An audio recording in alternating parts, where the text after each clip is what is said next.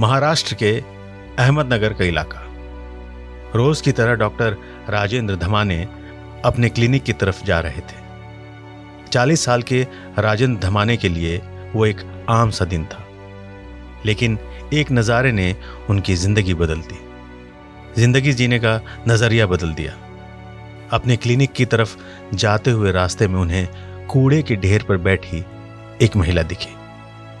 उन्होंने पास जाकर महिला को देखा तो हैरान रह गए।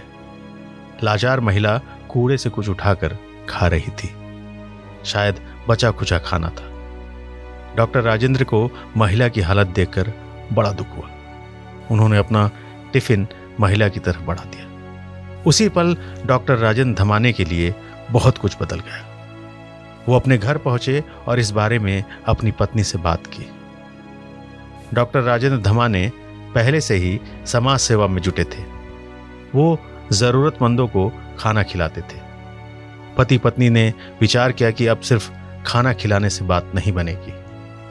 सड़कों पर बेसहारा औरतों की भरपूर मदद की जानी चाहिए और इसके लिए उन्हें आगे बढ़कर कुछ करना होगा।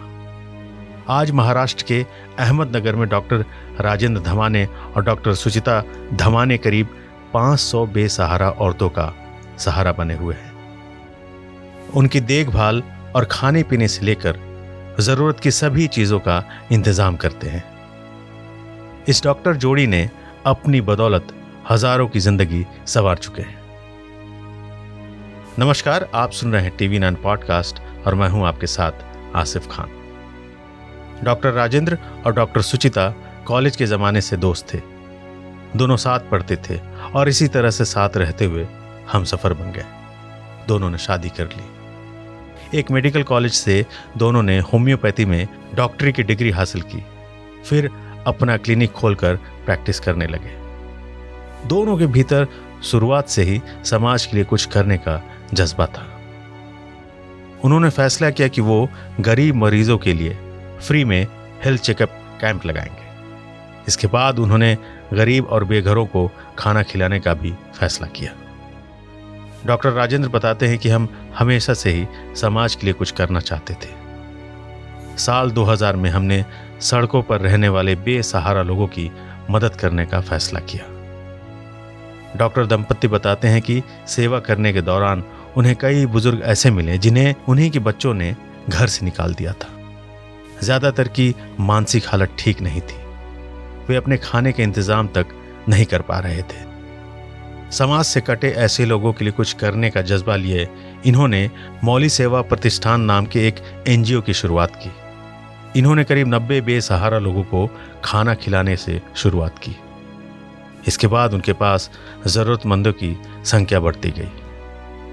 2007 में डॉक्टर राजेंद्र ने सड़क किनारे कूड़े की ढेर पर बैठी महिला को देखा। वो कूड़े से बचा कुचा खाना बीनकर खा रही थी। इसके बाद उन्होंने अपनी समाज सेवा का दायरा बढ़ाने का फैसला किया। डॉक्टर राजेंद्र आर्थिक मदद के लिए अपने पिता के पास गए। डॉक्टर राजेंद्र के पिता बाजीराव एक रिटायर्ड टीचर हैं। उनके पास शहर की बाहरी इलाकों में कुछ जमीन पड़ी थी। पिता ने जमीन के उस टुकड़े को अपने बेटे के नेक मकसद के लिए दान में दे दिया। इसी जमीन पर डॉक्टर राजेंद्र और उनकी पत्नी सुचिता ने बेसहारा महिलाओं के लिए रहने का ठिकाना बनाया। आज तकरीबन 500 बेसहारा महिलाएं इस आवास में रह रही हैं।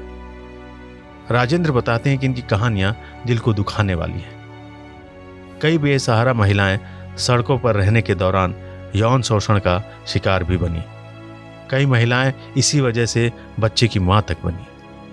आज उनके NGO में ऐसे कई बच्चे अपनी मां के साथ रह रहे हैं।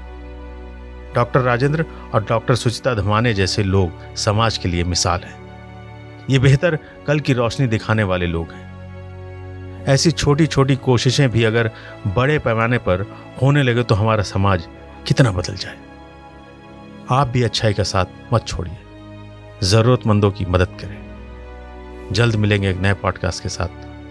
तब तक के लिए नमस्कार।